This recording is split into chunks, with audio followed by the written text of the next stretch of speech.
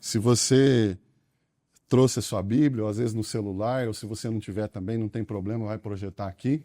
Nós vamos ler o Salmo 126, do verso 1 ao verso 6. E vamos pensar nesse tema hoje, frutos de um encontro com Deus. Nós precisamos entender que não existe possibilidade de termos um encontro com Deus e isso não gerar algum fruto na nossa vida. Quando nós abrimos o nosso coração para o Senhor e deixamos Ele entrar, como a igreja de Apocalipse, uma das igrejas lá, a palavra que o próprio Jesus dizia é: eis que estou à porta e bato. Se alguém ouvir e abrir a porta, eu entrarei e cearei com ele e ele comigo. Por incrível que pareça, aquela era uma palavra de Jesus para a igreja. Porque às vezes a igreja põe o próprio Jesus para fora. Então, isso é um alerta para nós.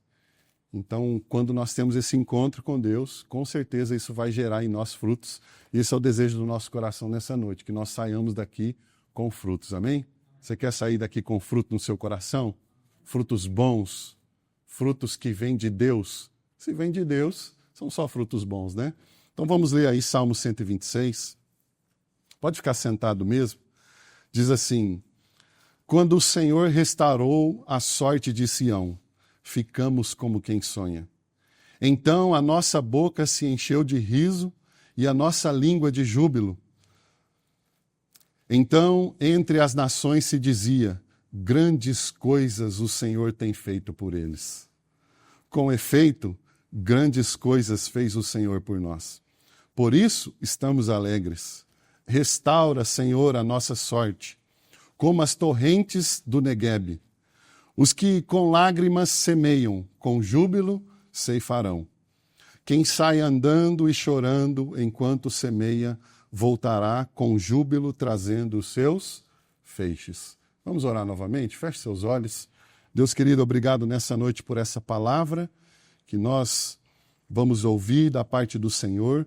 E como foi dito aqui, numa breve introdução, que ela venha ser lançada na terra do nosso coração, venha germinar, crescer e gerar fruto. Gera fruto em nós hoje, de maneira sobrenatural, para que nós saiamos daqui diferente de como nós entramos. Assim nós oramos, em nome de Jesus.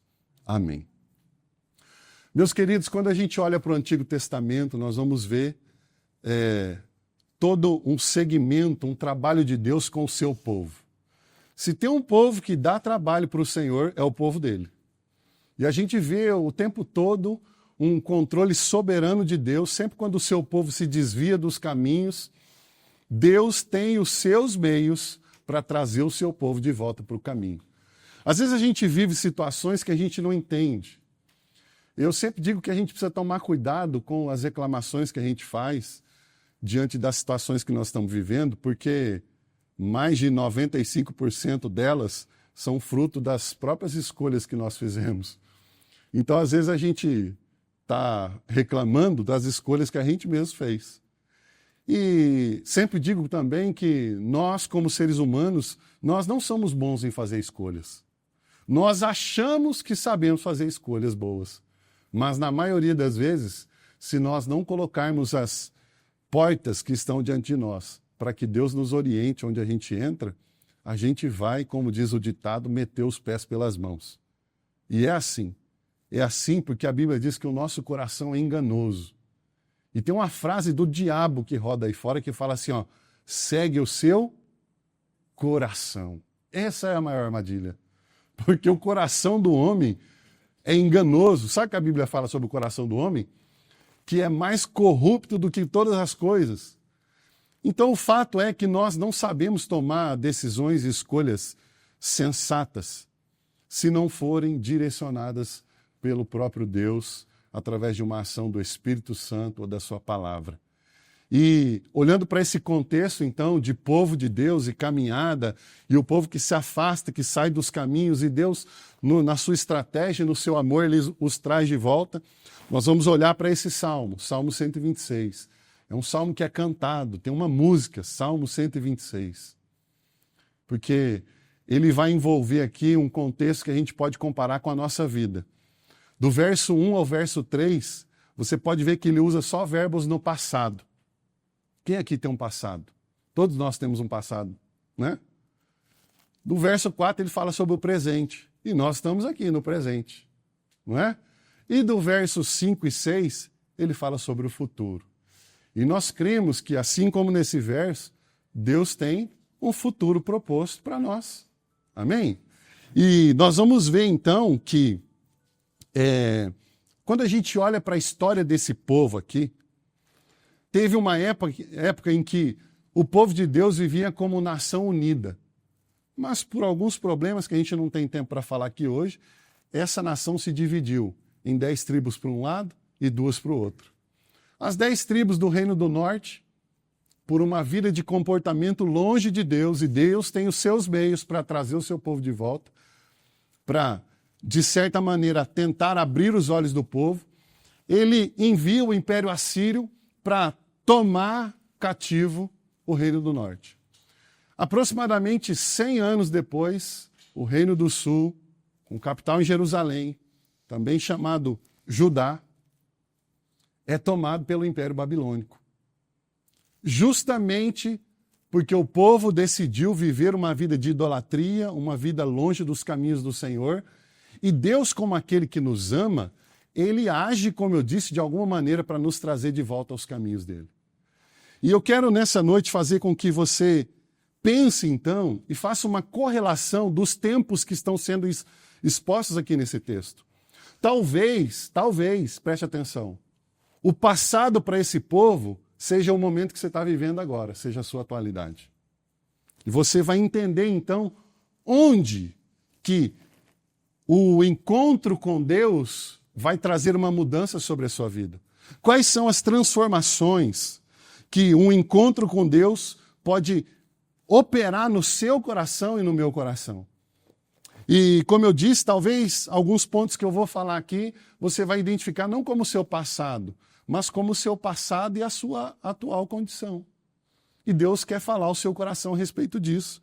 O primeiro ponto, eu quero discorrer aqui nesse salmo rapidamente para a gente ser abençoado com essa palavra nessa noite.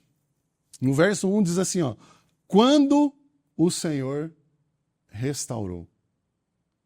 A palavrinha quando. Nós falamos aqui semana passada sobre o tema quando lembrar muda tudo.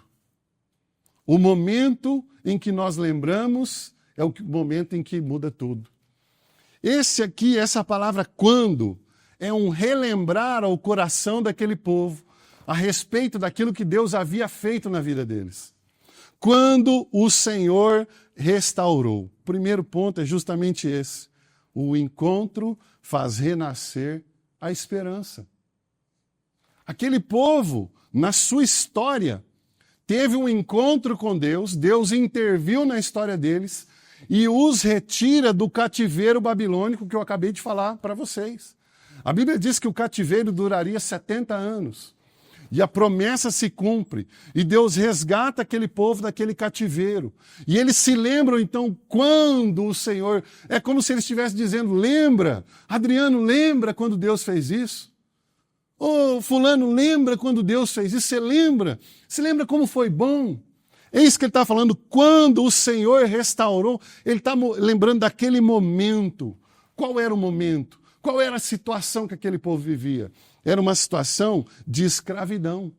Era uma situação de aprisionamento.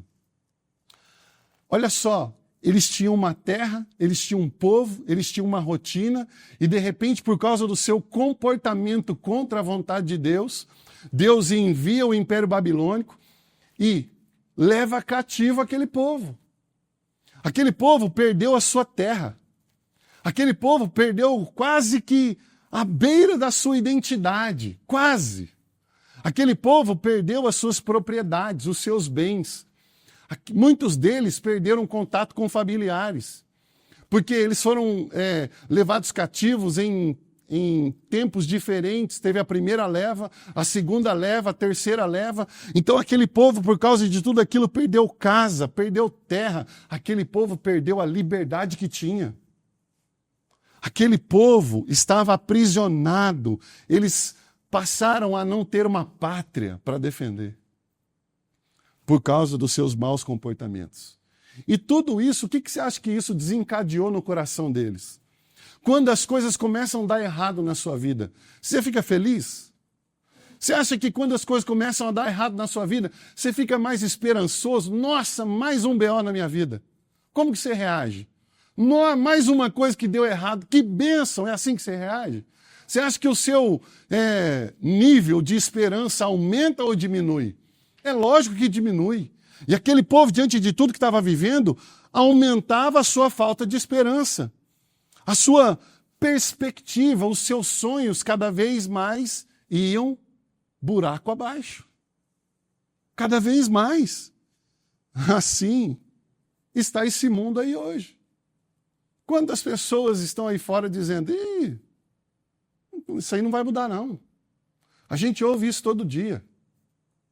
A gente olha para as situações, as pessoas estão olhando para a sua família e falam, minha família nunca vai mudar. A minha vida financeira nunca vai mudar. Porque eu fiz um monte de coisa errada na minha vida e olha o jeito que eu estou. Olha a situação que eu estou. Eu tomei um monte de escolha que não devia tomar. Nunca vai mudar. Nunca pensa positivo, não tem mais esperança. Agora, o termo quando vem de alguma maneira fazer com que você olhe para trás. E você identifique, nem que seja um fio, por menor e mais fino que seja, onde Deus agiu na sua história. Deixa eu te dizer uma coisa. Todos nós que estamos aqui hoje estamos porque Deus nos livrou muitas vezes. Quantas vezes Deus nos livrou da morte?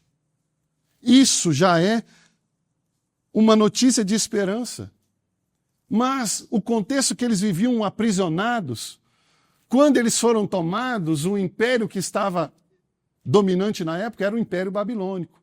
Mas houve um enfraquecimento do Império Babilônico e surge então Ciro, com o seu poder. E com o desenrolar das coisas, nós não temos tempo aqui para falar sobre isso, mas Deus, através de Ciro, permite que o seu povo retorne a Jerusalém. Olha só, o momento onde não havia esperança, não havia saída, eles já estavam ali há muitos anos, aproximadamente 70 anos, e aí eu volto na questão que a gente olha para trás e fala, já faz tantos anos que está assim isso aqui, nunca vai mudar, nunca vai resolver. Até o momento em que surge a boa notícia. Você gosta de boa notícia? Deus tem uma boa notícia para você hoje. Deus tem uma boa notícia, a notícia da liberdade. Já pensou? Preso, cativo, de repente você pode sair. Você está livre. Quer notícia melhor do que essa? Você pode voltar para a sua terra. Você pode construir a sua vida novamente. Você pode reconquistar a sua história. Você pode continuar com os seus planos e sonhos.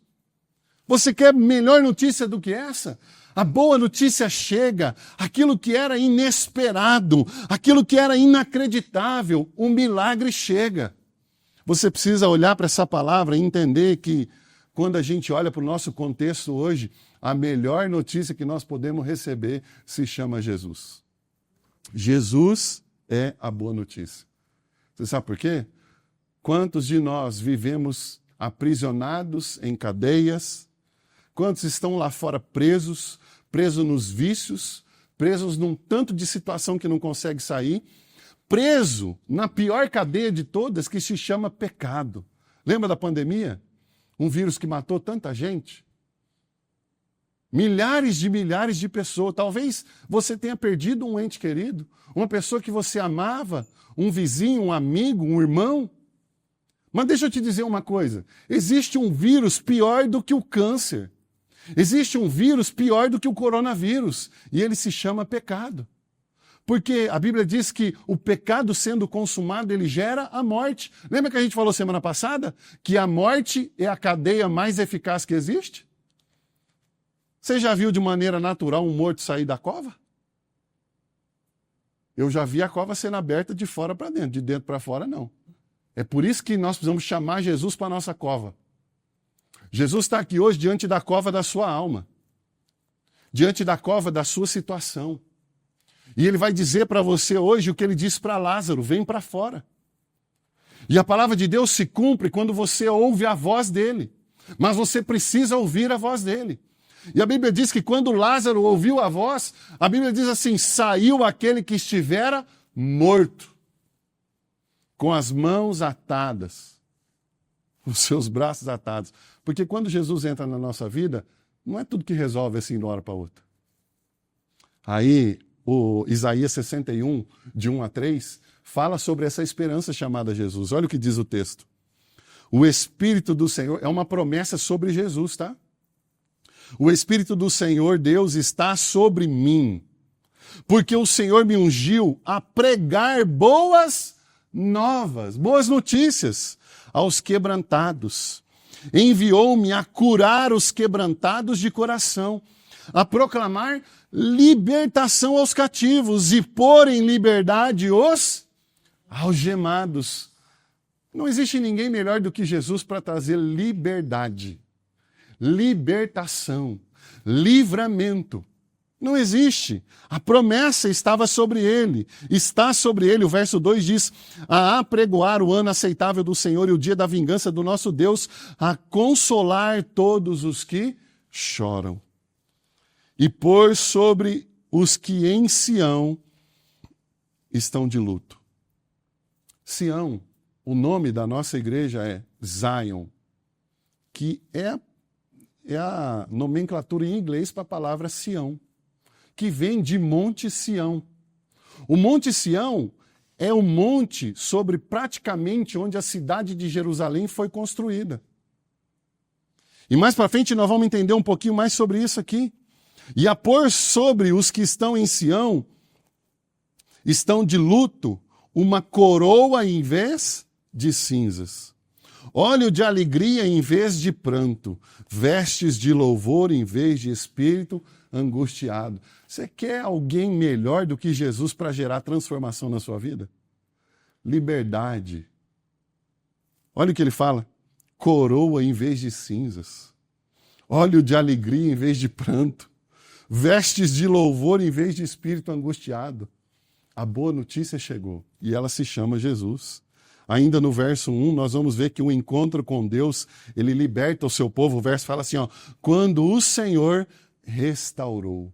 Essa palavra no original, ela nos remete a uma ideia de mudança de direção, a uma ideia de conversão, de mudança de rota. Então, quando Deus decide intervir na vida de alguém, ele muda a rota da vida dela.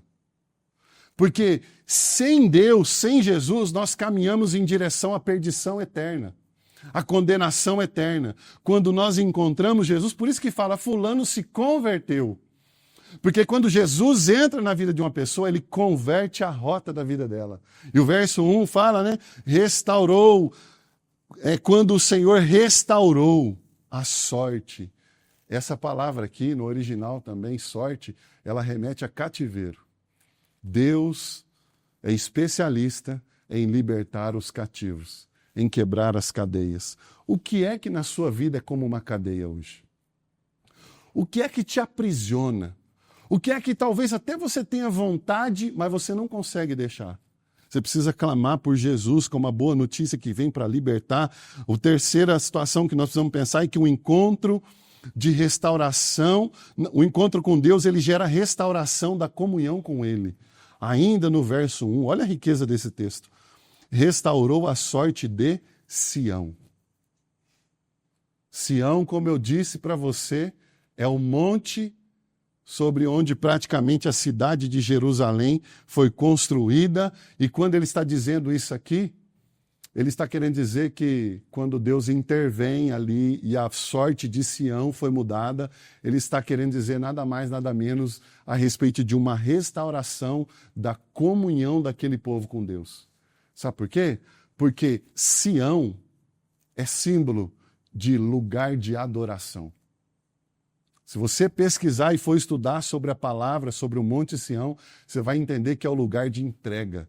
É o lugar de ouvir a voz de Deus. É o lugar de adorar a Deus. É por isso que o texto está falando, restaurou a sorte de Sião. E quando fala sobre essa palavra de Sião, Deus estava falando não apenas de uma libertação no seu âmbito físico, mas estava falando de algo mais importante. Porque às vezes a gente quer solução para muitas coisas na nossa vida, mas aí a gente quer a bênção e não o Deus da bênção. E o que Deus mais quer é que nós entendamos que Ele pode agir em toda e qualquer situação da nossa vida, mas o que Ele mais quer é que a nossa comunhão com Ele seja restaurada. Amém? Deus te trouxe aqui hoje para você entender isso. Essa palavra Sião representa a cidade santa, o centro da adoração. E isto é um claro simbolismo de que Deus estava restaurando a comunhão e a alegria daquele povo. Ainda, se a gente pensar no nosso contexto hoje, o verso 1 ainda fala, ficamos como quem sonha. Porque todo aquele que teve um encontro com Jesus consegue olhar para trás e saber que eu era escravo. Onde eu estaria se não fosse Jesus? Como estaria a minha vida? Talvez nem aqui eu estivesse. De tanta decisão louca que eu poderia ter tomado. Se com Jesus, às vezes a gente toma decisão que não deve, quanto mais sem Ele. Talvez nem aqui eu estivesse. E a aplicação para você hoje é você entender que sem Jesus talvez a gente estaria totalmente perdido. Estávamos perdidos. Aí lembra que eu falei para você que essa é a condição do passado daquele povo, mas talvez pode ser a sua situação hoje, onde você vive uma vida longe de Deus. A Bíblia diz assim, nisto saberão que sois meus discípulos, se vos amardes uns aos outros. Todo aquele que ouve, pois, estas minhas palavras e as obedece, esse é o que me ama. Não adianta a gente falar que Jesus é o nosso Salvador se Ele não for Senhor da nossa vida. Guarde isso. Jesus só é Salvador na vida de quem Ele é Senhor. Porque Ele não é um prostituto, desculpe a palavra. Ele não está disponível por dinheiro. Ele não está disponível como uma moeda de troca. Ele está disponível por um relacionamento sincero de amor. E Ele está aqui hoje dizendo que se você talvez se encontra nessa situação, você precisa ter um encontro com Ele. Olha o que diz Efésios 2,13. Mas agora, em Cristo Jesus, vós que antes estáveis longe, fostes aproximados pelo sangue de Cristo. Não existe maneira de se aproximar do Pai a não ser através do sangue do Filho. Porque o sangue do Filho é o que purifica a vida de cada um de nós do pecado. E Deus não se contamina com o pecado. Então nós precisamos do Filho, um encontro de restauração da comunhão com Ele. Continuando aqui no verso 2, ele vai falar que a respeito da restauração da alegria do povo.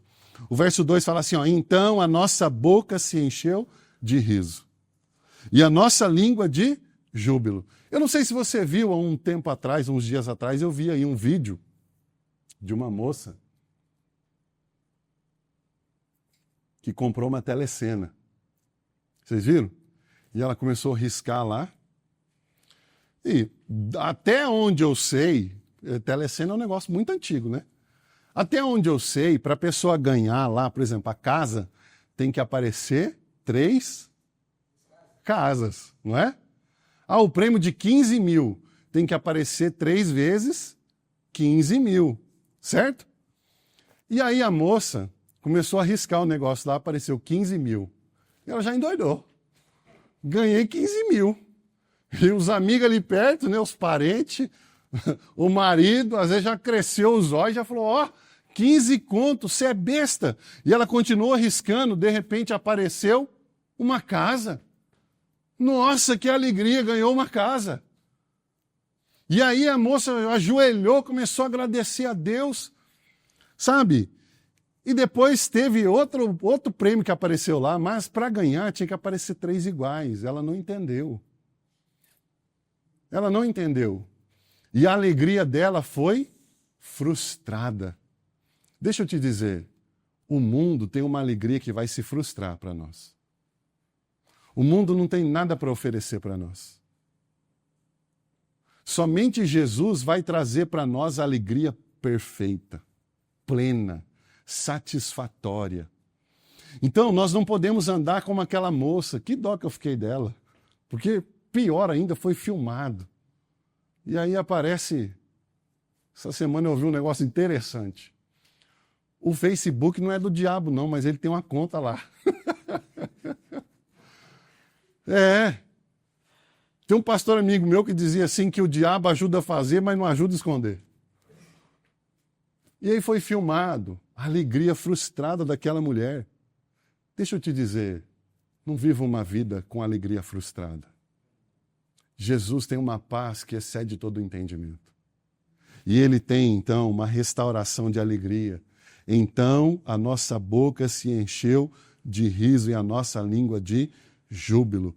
Aquele povo estava dizendo nas entrelinhas, depois de 70 anos, sabe o quê? Escrevendo isso, dizendo isso, Deus não se esqueceu de mim.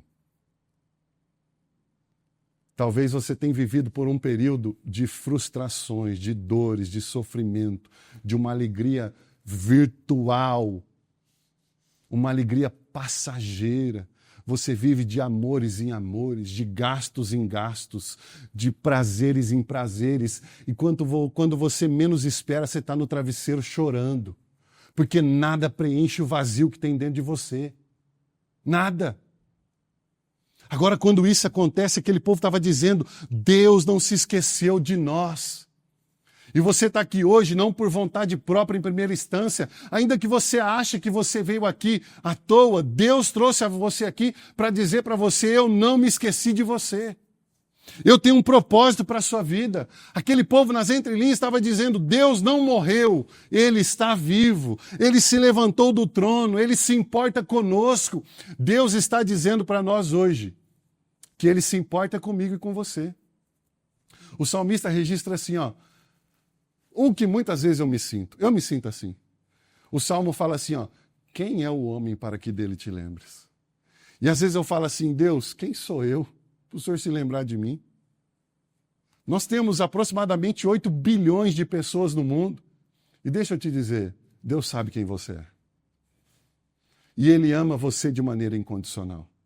Ele ama você com um amor que te atrai. Ele ama você com um amor que quer te transformar. Continuando aqui, ainda no verso 2, nós vamos ver o quinto ponto. Deus nos faz testemunhos vivos do seu poder. Diz assim, então entre as nações se dizia, grandes coisas o Senhor tem feito por eles. Quando a gente permite que Jesus entre na nossa vida e mude a nossa condição de cativeiro, as pessoas vão olhar para nós, Joelito. Esse não é o cara que vivia de rolê aí? Hã? Não é o fulano que eu vi lá na noitada? Não é o fulano que vivia passando os outros para trás? Não é o fulano que traiu a mulher? Não é o fulano que roubou? Não é o fulano que matou? Não é o fulano que fez isso, que fez aquilo?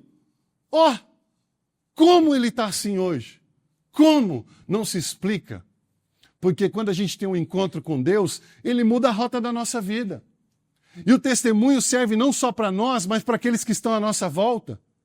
E Deus muda situações. De repente, Deus vira a mesa e põe tudo de perna para o ar. E às vezes, a melhor coisa que Deus pode fazer por nós é desorganizar tudo. Porque aquilo que muitas vezes para nós, quando está desorganizado, é Deus organizando a casa. Porque se não for assim, a gente não põe a nossa vida no prumo. O sexto ponto, agora no verso 3, nós vamos ver que um encontro, ele gera reconhecimento e gratidão. Porque eu sei quem eu era. Eu sei de onde Ele me tirou. O salmista diz assim que o Senhor me tirou de um lamaçal e pôs os meus pés sobre uma rocha. Aqui eu sei que tem uns meninos que trabalham com obra. Esses dias eu vi um vídeo de um cara que começou a cavar e a terra onde ele ia construir era só saibro. E o cara do vídeo falava assim, eu quero ver como que ele vai resolver isso. Porque a nossa vida muitas vezes está sob um lamaçal inconstante. E quando a gente olha para trás, o que Jesus fez foi nos tirar de lá e colocar os nossos pés sobre uma rocha. Uma rocha que nos dá firmeza, que nos dá fundamento, que nos dá a tranquilidade que nós estamos seguros. de que nada e ninguém vai nos abalar. E isso é o que eu estou falando sobre quando o Senhor restaurou a sorte de Sião, o momento em que Jesus entra. Isso gera impacto de reconhecimento e gratidão. É uma reflexão do que Deus fez por eles. Nós vemos gratidão profunda, felicidade. Deus trouxe você aqui hoje para dizer para você, eu quero cuidar de você. Eu? Quem sou eu na fila do pão? Pois é, você é o fulano de tal. Deus sabe o seu nome. E Ele quer cuidar de você. O 7º, no versículo 4, onde nós entramos aqui para aquele povo no presente. Onde nós vamos ver que, baseado no passado deles, na experiência que eles tiveram com Deus, eles são levados a clamar. O encontro gera fé e perseverança. Olha o que diz o verso 4. Restaura, Senhor, a nossa sorte, como as torrentes do Negueb. Eu estava estudando esse texto, sabe o que eu entendi? Sabe o que eu vi aqui? Passado, presente e futuro.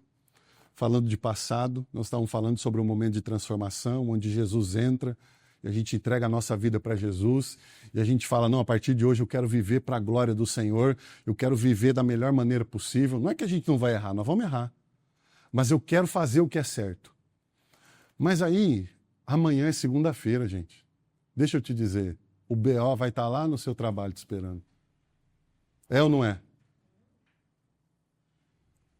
O fato, entenda isso, o fato de você entregar sua vida para Jesus não quer dizer que todos os seus problemas foram resolvidos. Eu preciso te dizer que quando a gente entrega a nossa vida para Jesus, o nosso pior problema foi resolvido, que é o problema do pecado. Mas todos os outros vão continuar lá. Porque aquele povo, presta atenção, quando eles são libertos, antes deles saírem da terra, a cidade foi assolada. E se foi assolada, quando eles voltarem, o que vai ter lá? Depois de 70 anos, ruínas. A notícia de libertação é boa, mas existe algo que nós precisamos viver no presente. E o texto vai nos remeter a uma vida de fé e perseverança. Porque aquele povo, quando fosse voltar para Jerusalém, eles iam precisar de forças para reconstruir a cidade. Eles iam precisar de trabalhadores, de pessoas dispostas a entrar e abraçar o projeto. Na nossa vida também é assim. Eles chegam diante daquela situação, chegam diante de Deus destruídos, os problemas estão lá, da mesma maneira como voltaram para a cidade. E eles iam precisar não apenas de trabalhadores, mas de recursos e de provisão, para que o propósito fosse reconstruído, continuasse. O grande ponto aqui é diante da realidade da vida, porque a vida tem uma realidade, sim ou não?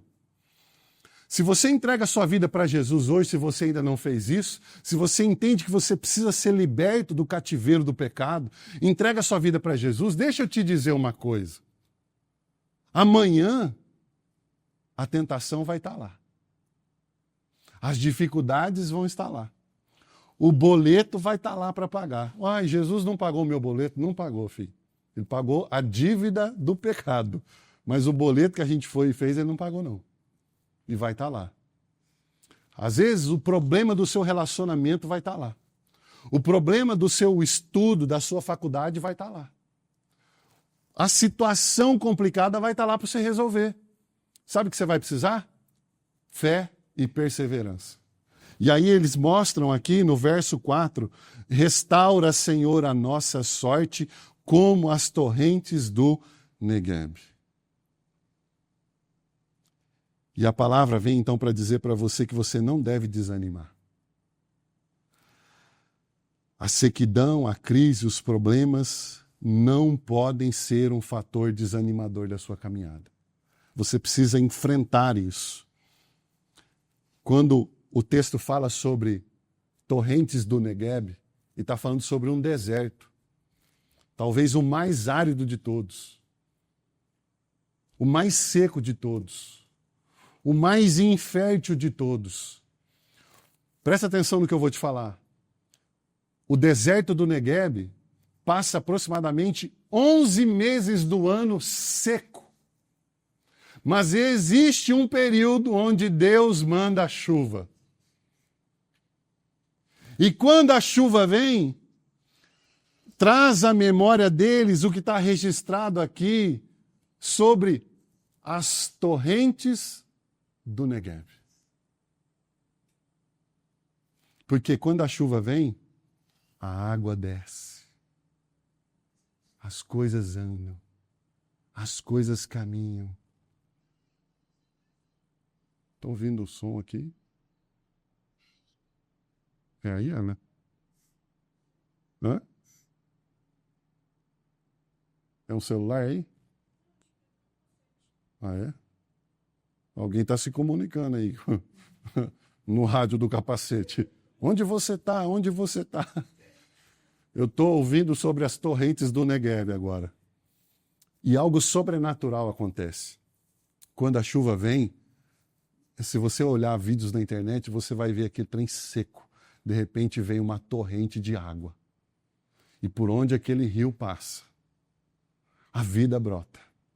Aquele povo entendeu que, ainda que as situações estejam ruins, ainda que alguma área da nossa vida esteja como um deserto, seja a sua vida espiritual, seja as suas finanças, o seu casamento, os seus estudos, você não vê vida.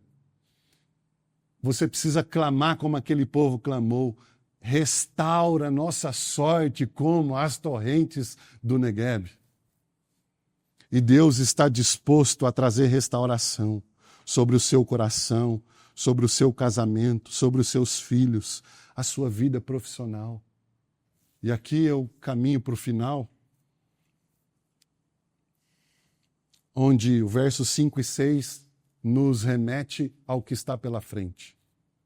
Então o passado mostra um encontro onde Jesus nos transforma, onde Jesus molda o nosso coração, converte a nossa rota. O verso 4 fala a respeito do presente, onde a realidade da vida está aí. Os problemas estão lá e você precisa, através desse encontro, ter despertado a sua fé e a sua perseverança baseado naquilo que você já viu Deus fazer. Às vezes eu converso com a Natália e eu falo, amor, quantas vezes Deus cuidou de mim? Quantas vezes Deus me livrou? Quantas vezes Deus estava me defendendo sem eu nem saber que o meu nome estava na história? Quantas vezes eu vi a boa mão do Senhor estendida sobre a história da minha vida, corrigindo as escolhas erradas que eu fiz. Os momentos de instabilidade. E aqui o 8º e último ponto vai falar que aquilo que eu vivi no passado me mostra as dificuldades do presente. Eu não desanimo, porque isso, a minha experiência daquilo que eu vivi com Deus, deve gerar em mim fé e perseverança. E quando a fé e a perseverança são permanentes no nosso coração, prepara o seu coração, porque os frutos virão. Não existe terra árida, infértil, que resista a uma vida entregue em fé e em perseverança. Quando nós decidimos viver uma vida em fé e perseverança, nós com certeza veremos os frutos. Amém. E o melhor fruto que você quer para a sua vida, eu tenho certeza que são frutos de bênção, sim ou não? Você não quer frutos de maldição. Você não quer frutos de frustração, você quer frutos de cuidado, frutos de sobrenatural do Senhor na sua vida. Agora, quando você olha para Deuteronômio 28, o Senhor fala assim, ó, eis que estou colocando diante de vocês o caminho do bem e o caminho do mal.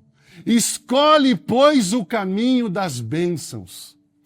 E depois, se você ler Deuteronômio 28, você vai ver que Deus fala assim, ó, se pois decidires caminhar pelo caminho da bênção, eu te abençoarei com isso. Eu te abençoarei com isso. E Deus lista uma série de coisas que Ele nos dará como bênçãos. Mas, se você escolher o caminho do mal, Ele lista uma série de coisas que são maldições. Nós devemos escolher os frutos que nós queremos para a nossa vida. O que você quer para a sua vida? Esses dias eu tive conversa com algumas pessoas. E eu levei aquelas pessoas a pensarem, o que você pensa para o seu amanhã? O que você pensa para a sua vida?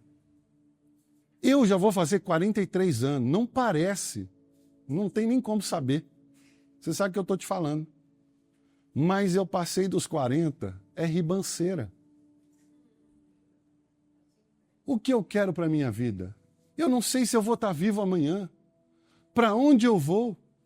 Deixa eu te dizer uma coisa. Qual é o fruto que você quer para a sua vida? A Bíblia diz assim, ó, louco, esta noite te pedirão a sua alma.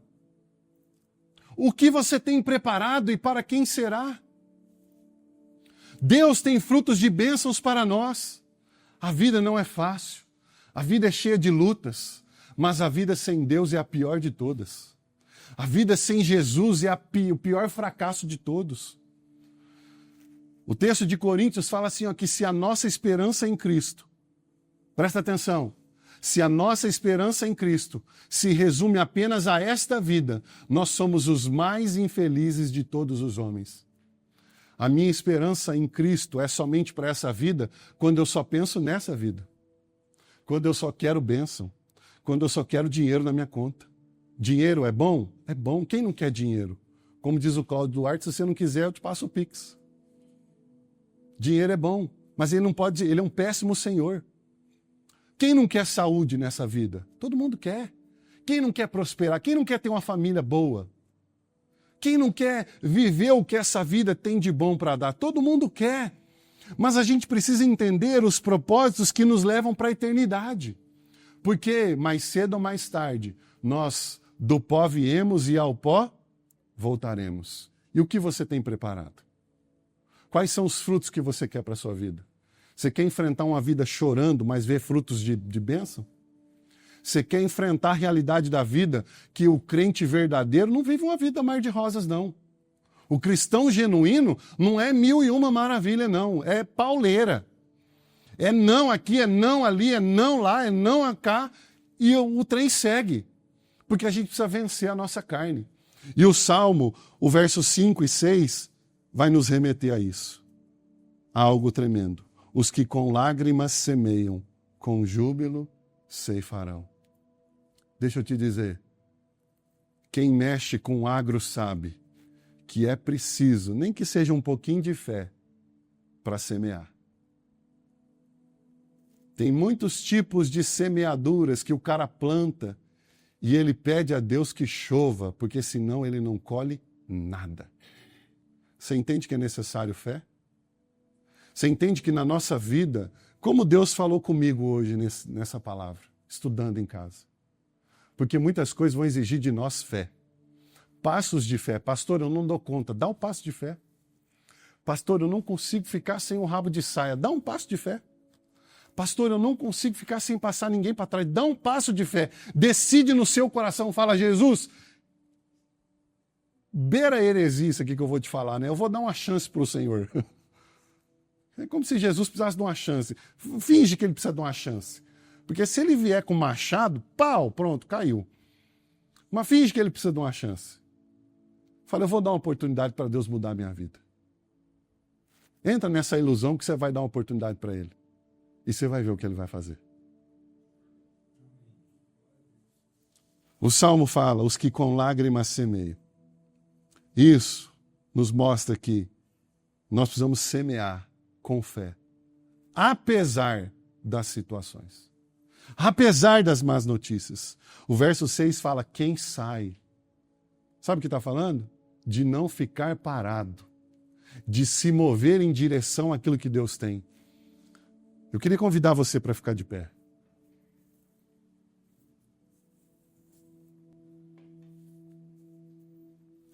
Eu li um livro do Fábio Coelho há um tempo atrás. Comecei a ler, na verdade eu não consegui terminar ainda. E essa semana eu fui instigado até a voltar a ler esse livro. Mas no trecho que eu li, ele fala que você ouvir uma promessa é diferente de receber a promessa. Porque quando você ouve uma promessa, você fica onde está. Mas quando você recebe uma promessa, você se levanta em direção ao cumprimento da promessa. Ah, Deus me falou que eu vou ser médico. Então fica aí sentado sem estudar e não vai procurar nada para fazer, não. Se Deus falou que você vai ser, você precisa estudar e se preparar. Deus me falou que eu tenho um ministério. Então fica aí sentado que você vai ver acontecer. A gente precisa se levantar em direção ao cumprimento da promessa. O verso 6 fala, quem sai, deixa eu te dizer, é necessário se mover. É necessário sair do lugar onde você está. Vencer a dúvida, vencer a incredulidade, vencer a incerteza. Aquele povo, quando voltou para sua terra, eles tinham semente para começar a plantar de novo na terra, mas era pouca semente. E aí vinha a dúvida. Eu uso a semente para alimentar a minha família ou eu dou um passo de fé e planto a semente para colher muito mais? Quando a semente é posta dentro de uma direção de Deus, os frutos virão. E nós cantamos aqui que Ele jamais nos deixará. É necessário se mover. E você precisa entender que dentro de nós existe a melhor de todas as sementes, que é a semente do Evangelho. E eu estou aqui hoje entregando para você uma semente, a semente da salvação em Jesus. O que você vai fazer com ela? Você vai deixar plantar isso no seu coração ou você vai jogar fora?